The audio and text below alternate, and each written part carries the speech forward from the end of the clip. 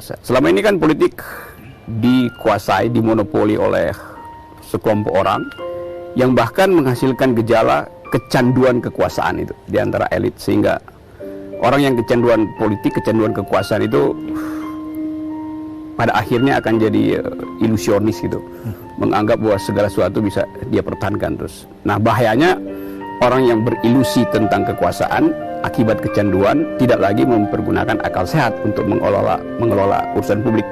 Jadi itu sebenarnya sumber dari korupsi, karena ada ilusi untuk menumpuk terus kekuasaan tanpa ada distribusi itu, secara darah, secara karisma segala macam itu. Padahal politik adalah konsumsi semua orang publik yang seharusnya terbagi merata, akses pada politik harus terbagi merata.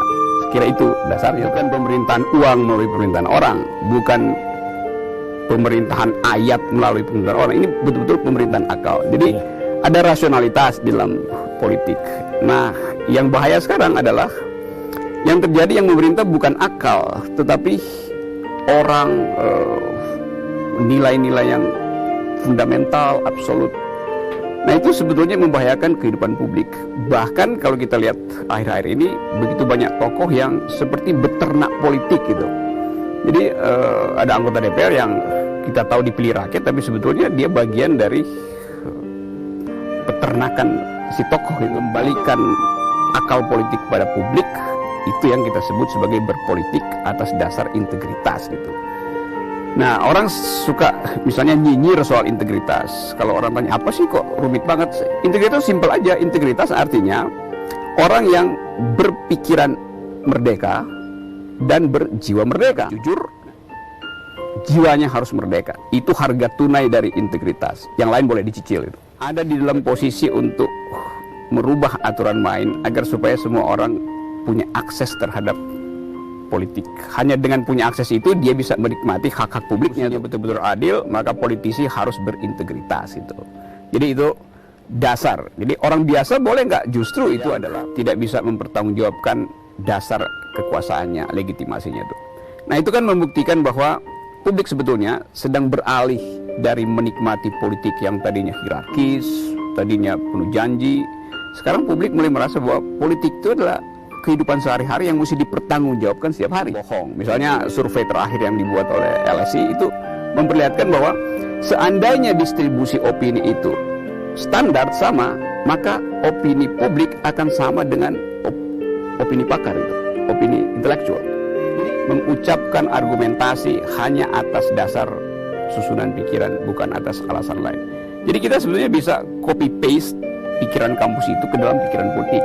Nah, yang terjadi sekarang, politik kita dihuni oleh mereka yang sebetulnya sinis terhadap kecerdasan kampus.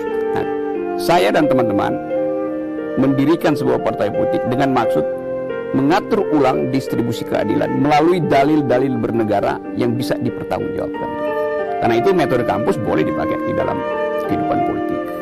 Jadi itu sebetulnya niat, urgensi, motif kenapa saya akhirnya memutuskan untuk ikut bekerja secara konkret di dalam kehidupan politik melalui partai politik. Jadi ikut irasional. Jadi kalau kita bisa pulihkan itu dengan 1-2 orang ambil inisiatif, mengemukakan ulang dalil politik yang sebetulnya sehat, segala sesuatunya adalah kasus itu tidak diperlihatkan detailnya gitu. Jadi kalau misalnya pasien diperlihatkan ini loh hasil USG-nya tuh, maka dia percaya bahwa oh itu ada problem di dalam alat-alat pencernaan, alat-alat untuk hidup secara normal. Nah, itu sekarang yang mulai dibuka. Jadi saya selalu percaya bahwa kalau ada celah untuk mencairkan es, maka tidak ada kemungkinan lagi untuk menahan es itu untuk meleleh gitu. Dan lelehan es itulah yang sekarang kita sedang lihat, sedang kita ikuti, bahwa politik sedang mencair. Seorang sastrawan Afghanistan merusak kebun bunga itu, membakar kebun bunga, tapi dia tidak bisa menahan tibanya musim semi itu.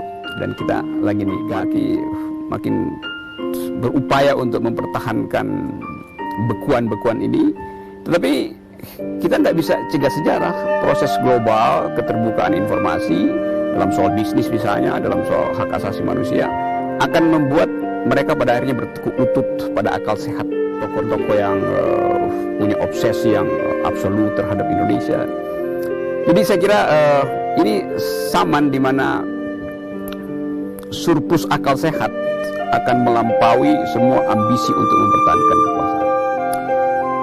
Pembalikan yang kualitatif yang terjadi adalah proses merubah susunan rezim, tetapi bukan memperbaiki software dari politik. Nah, kita ingin agar 2014 nanti betul-betul softwarenya kita ubah. Jadi bahwa yang lama harus betul-betul berhenti dan kita mesti persiapkan berbunga untuk yang baru. Tadi ambisi itu membuat orang buta bahwa sebetulnya kapasitas pikiran, kapasitas moral, kapasitas seluruh kapasitas yang diperlihatkan sekarang sebetulnya itu adalah direkayasa agar supaya seolah-olah masih diperlukan. Sebetulnya kalau sedikit tahu diri, peluang itu hanya ada pada 2014, dan bila peluang itu hilang maka Indonesia akan kehilangan momentum untuk bersaing dengan politik. Bisnis kita sekarang kan di dunia orang nggak hitung lagi yuk akumulasi apa, yang ditanya yuk akumulasi ethics atau tidak di dalam bisnis itu. Dan itu good governance, dan itu akan jadi parameter untuk accountability. Jadi saya kira fasilitas dunia justru akan berpihak pada mereka yang ingin berubah Indonesia, bukan mereka yang ingin menguasai karena alasan-alasan tadi, mempertahankan harta, mempertahankan dinasti, mempertahankan pikiran. Anda mengatakan saja sebenarnya kita jengkel pada isu yang itu aja. Nah, kita tahu bahwa publik menanti semacam arah baru yang akan menarik komplikasi ini ke dalam satu pikiran bahwa komplikasi ini hanya bisa diselesaikan bila ada pemimpin baru dengan politik yang beretika, dengan pribadi yang berintegritas, dengan kecerdasan akademis yang kuat, sebab politik pada akhirnya juga harus diatur dengan metodologi akademis yang kuat. Dan yang lebih penting adalah kemampuan dia untuk menghubungkan potensi Indonesia dengan dinamika politik dunia itu. Jadi saya kira itu. Nah, saya nggak bisa sebut sinyalnya di dalam satu dekade ke depan. Jadi sebetulnya kita harus mulai meninggalkan sentimen-sentimen yang terlalu lokal, karena kita akan deal dengan value baru di dalam peradaban global, dan itu adalah tanggung jawab bersama kita sebagai warga negara sekaligus warga dunia. 2 tahun dari sekarang lebih dari cukup, dan kita akan rayakan itu di 2014.